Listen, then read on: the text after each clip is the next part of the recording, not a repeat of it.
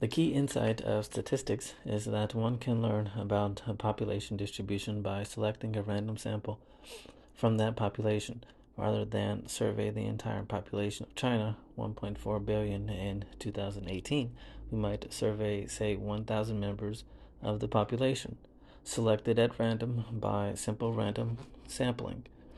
Using statistical methods, we can use this sample to reach tentative conclusions, to draw statistical inferences about characteristics of the full population. Superscript 2, which reads, estimates of the live population of China can be found here using the official, in quotes, China population clock, data.stats.gov.cn/English, returning to the text. 3 types of statistical methods are used throughout econometrics: estimation, hypothesis testing, and confidence intervals. Estimation entails computing a best guess numerical value for an unknown characteristic of a population distribution, such as its mean, from a sample of data. Hypothesis testing entails formulating a specific hypothesis about the population and then using sample evidence to decide whether it's true. Confidence intervals use a set of data to estimate an interval or range for an unknown population characteristic.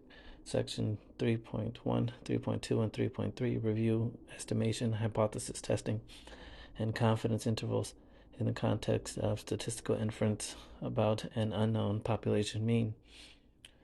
Most of the interesting questions in economics involve relationships between two or more variables or comparisons between different populations. For example, is there a gap between the mean earnings for male and female recent college graduates?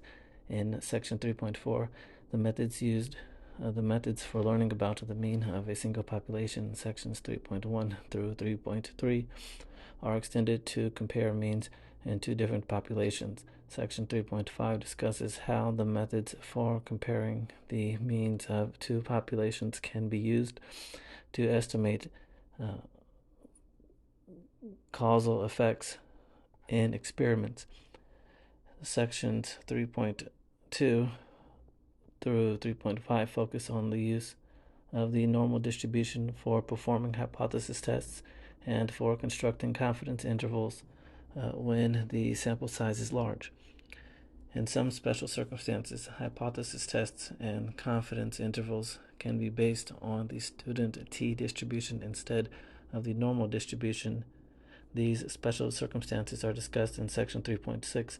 The chapter concludes with a discussion of the sample correlation and scatter plots in Section 3.7.